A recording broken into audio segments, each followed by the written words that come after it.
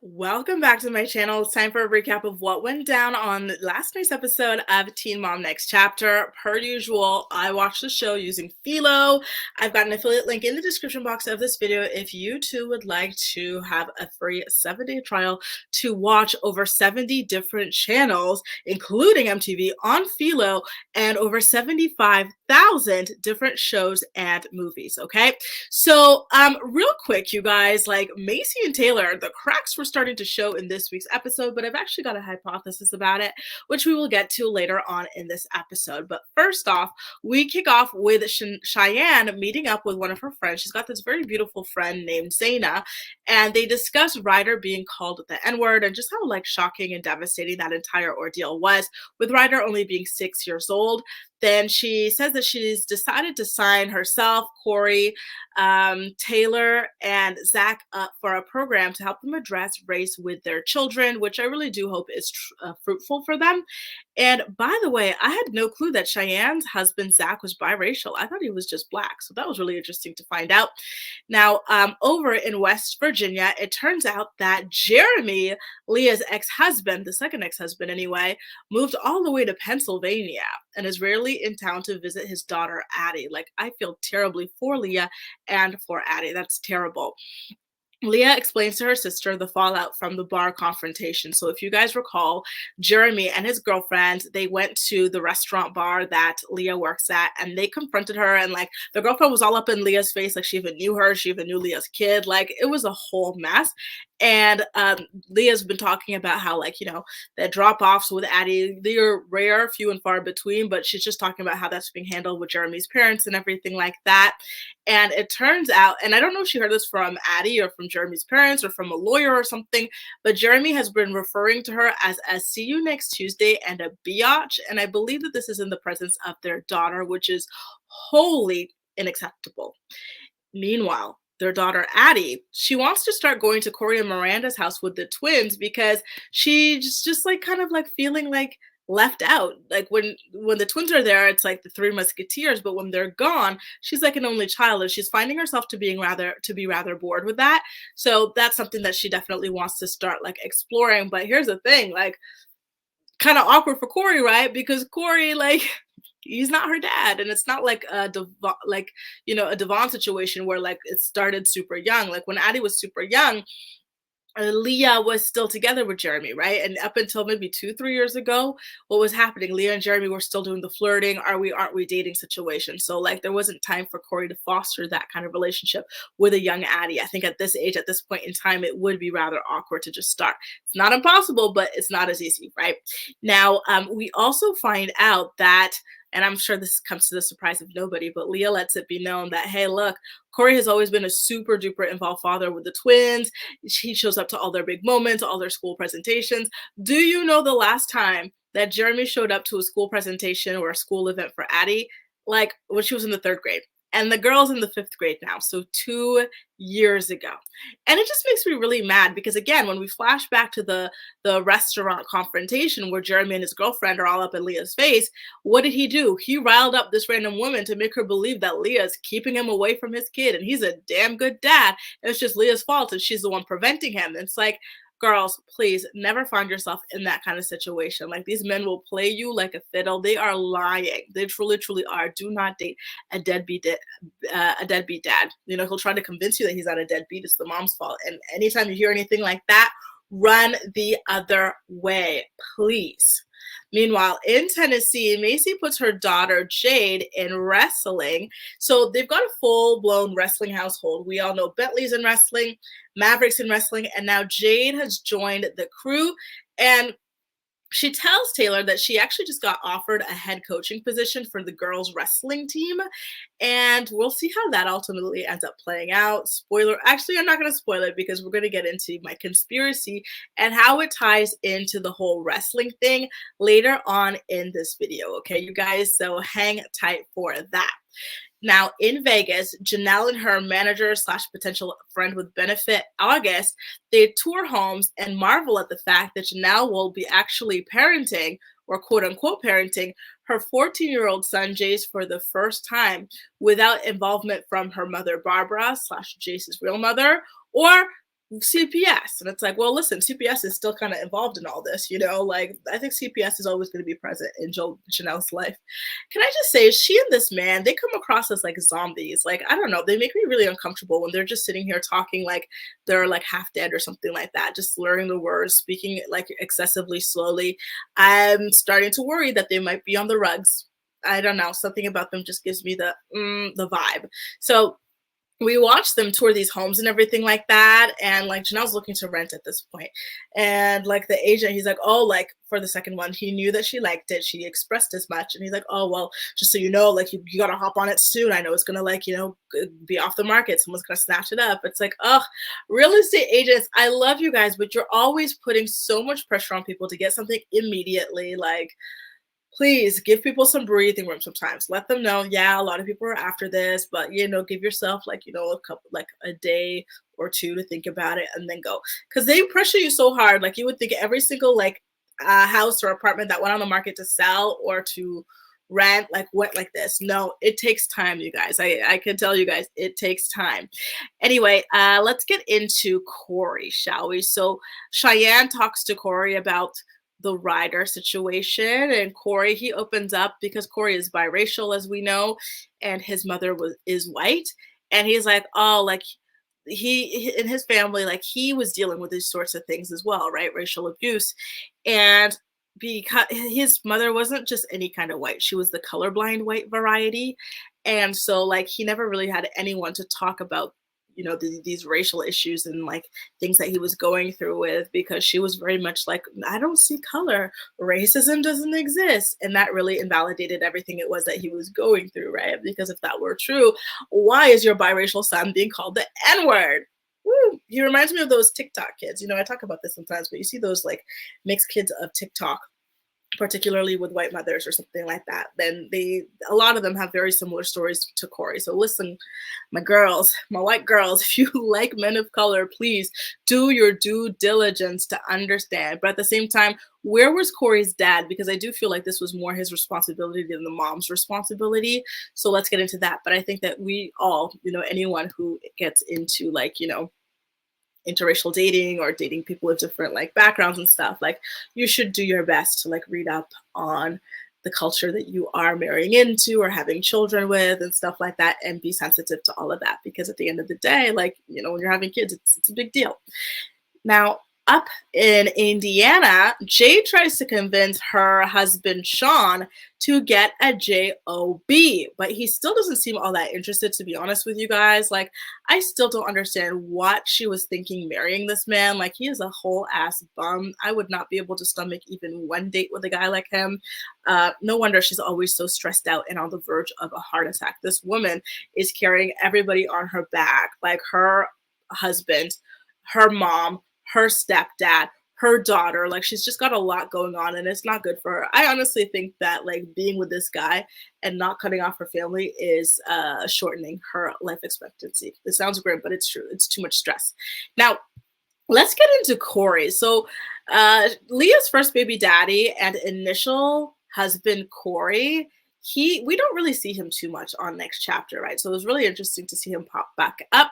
He takes hang on, Aliana and Aaliyah. This is the first time I think ever that I'm like using their actual names. Like, I had written down a note about like one of the twins saying something, and I was like, which version of Leah is this? Is this the Aliana or is it the Aaliyah that said this, right? So yeah, he takes them out to lunch and they talk about how they're doing, and then how Addie's feeling and everything like that. And as soon as Corey lifts up his hand, I gasped, like, what the heck happened here? Here's the thing. I know that when you're doing like, you know, manual labor, your hands can get dirty, but there is a certain something called soap that you could put onto your hands to clean them up before you start eating, right? N'est-ce pas? So that was rather alarming to me, but I digress. So anyway, one of the twins, the blonde one, listen, these names are too similar. I think they call her Gracie. So she brings up the fact that Addie wants to start like coming around with them to Corey's place, because she misses having a father figure. She doesn't really have that in her life. And Corey says they can do that from time to time. And maybe Addie just needs like a man to, not, he doesn't say like a man because that sounds creepy, but you know, she says maybe Addie just needs someone to like talk to listen to her and everything like that. And it makes me sad how vulnerable girls like this are, right? Like, guys, please show up for your kids. You made these kids, show up for these kids, man. Like, you're really putting them in these vulnerable places in their life, and it's not cool. Now, I do want to say back at Leah's home, I thought it was really, really wonderful the way that she was talking to Addie about the deadbeat Jeremy situation. And she suggests counseling for Addie by letting her know that it's something that she personally does as well. And I think that helped Addie like realize, okay, like it's okay to go ahead and do this and speak to someone about like my feelings and stuff. Meanwhile, in the confessional, Leah says that she's not really comfortable with the idea of Addie going to Corey's house with the twins because like it might be hurtful for her to see like their relationship with him versus her own fatherlessness. And you know, it's a complicated situation. I don't know, like, you know, I don't know what I would do in that situation. So like you know, like go for it, Leah. Like, you know your daughter better than anyone else. So whatever you say goes in this respect, right?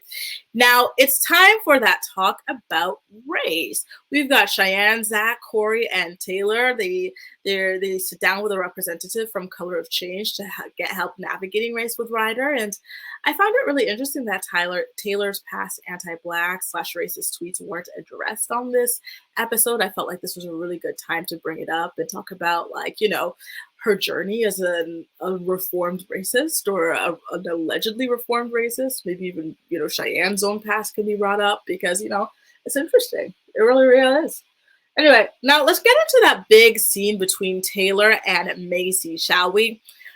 Their kid, Maverick, he does some wrestling and stuff. He doesn't win, but like he does a pretty good job.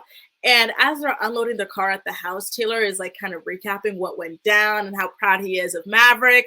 And it seemed normal enough, right? And nice, and like a nice little bid for connection. You got Macy basically saying, dude, shut the F up, man. All that yapping, gibbering and jabbering, flapping them gums. Shut the F up. Shut up. I'm exaggerating, of course, but like her reaction was so weird. He's just like, you know, making small talk as he's emptying the car. She's like, oh, I'm so tired. You know what I did? And it's like, why are you so tired, sis? Like, both of you are at home all day. Like, your kids are all in school. You've got a t-shirt company that's like, you know, like it's been running for years. You know, it's kind of like the demand is not crazy that you guys are working yourself to the bone with this. And it's all print on demand stuff anyway. So what's got you so tired, you know? And so Taylor, he's kind of taken aback by the way that Macy shut him down immediately as he's speaking.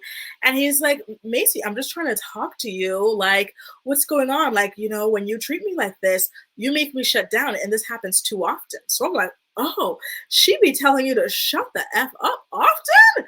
Wow, like what's going on in this situation, you know? And I was really buying this, but then it just like very quickly, it goes from like this like kind of air of hostility to like, oh, Macy being like, oh, well, you know, sometimes I get frustrated. And when I'm frustrated, I say things like this and it's not nice. And he goes, you're right, it's not nice, but I forgive you. She goes, really? Let's give a hug. And then they hug. And I'm like, this doesn't feel like the way something like this would really actually go down in real life. It felt staged and very, very cheesy.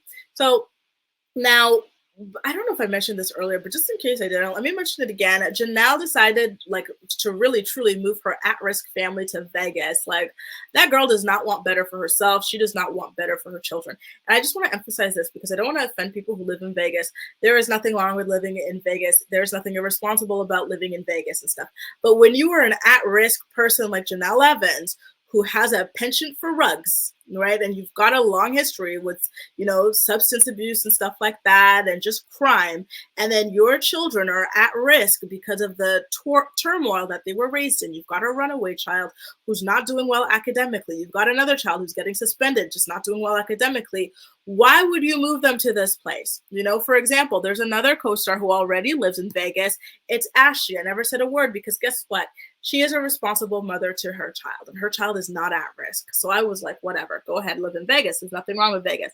But when you are a Janelle level of person and your children are like, you know, they really, really need to be in like a certain kind of an environment, Vegas is not it, in my opinion. So I was very disappointed, but not surprised to see that she was actually going to go ahead with that move. Okay.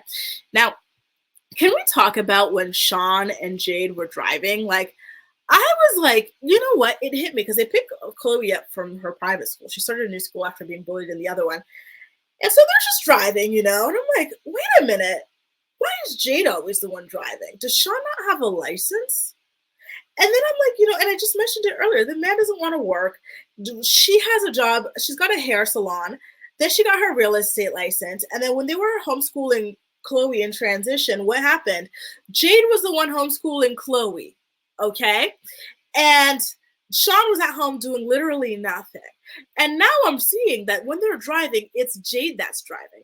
So the girl can't even be a passenger princess. There's literally no aspect of their like life where she can actually relax and like let him do something for her. You know what I mean? I'm like, girl, like, what is the purpose of this quote unquote man in your life? Like, oh, the ick I've got, you know, that's crazy to me. So anyway, they get home and he claims that he is signing up to do some sort of a course to become a home inspector. Like, all right, so, has he actually done that? Is he a home inspector now? Let me know in the comment section. I'll congratulate him if so, but I highly doubt it. Now, meanwhile, back in Vegas, Janelle takes us on a journey of getting a restraining order from David. She accuses him of intimidation and stalking and claims to have panic attacks about the entire ordeal.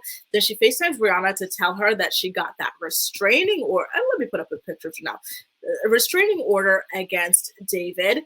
And Jace knows about it, but then she also told Bri that she signed a lease for a home in Vegas. Y'all, how is her relationship with Ashley? Speaking of Ashley earlier, like, do you think we'll get joint scenes between the two of them?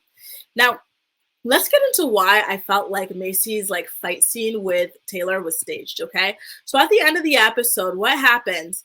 She tells us, oh, like, she tells Taylor, actually, I don't think I'm going to take the coaching job because do you remember the way I snapped at you like back there? Like, it's because I was stressed. And imagine with a coaching job, that would stress me out too much. Do you really think coaching, like 5-year-old little girls football is some kind of like, you know, major, like, you know what I mean? It's not even a full-time job, dude. It's like a little thing you do. I think it's a volunteer position and you're not even able to do that. These people are all so damn lazy. It's insane. 2 parents at home and you're claiming that you are so damn stressed. All these kids are in school too. What are you guys doing that has you so stressed? You're trying to decide between a Bud Light and a Molson. Like, what is it, you know? So anyway, she meets up with her mom and stuff. I gotta say, I love red hair. She and her mom, I just love it. They had such beautiful hair. And then in the last scene, Leah and her friend, they meet up to talk about the Jeremy and Addie situation. I gotta say, Leah, your friend is so pretty, and I really liked her until she ordered a Moscato. Oh, the reaction I had when she ordered a Moscato. Woo! Anyway, so Leah lets it be known that Jeremy actually is blocking Addie's access to therapy. And I find it so crazy that a man who's not even there to actually raise this child has the ability to block her capacity to get help for the trauma that she's experiencing as a result of his deadbeatness. Like, wow, the system is messed up, you guys. Anyway, that was a recap of what went down on last night's episode of Teen Mom Next Chapter. So sorry, I felt like I'm rushing, but I got to run. My nephew, he's doing a little presentation. He's in coding camp. Like every year he does coding camp to be a programmer. I don't know why. Like the men in my family, they're engineers. And it seems to be a bug. And he's got it. Like he started when he was like 7. Now he's 9. And he's just coding these like little apps and computers and stuff. So he's going to do a presentation. I got to run and watch it, okay? Let me know what you thought about this episode, you guys. And I'll see you in my next video. Have a great one.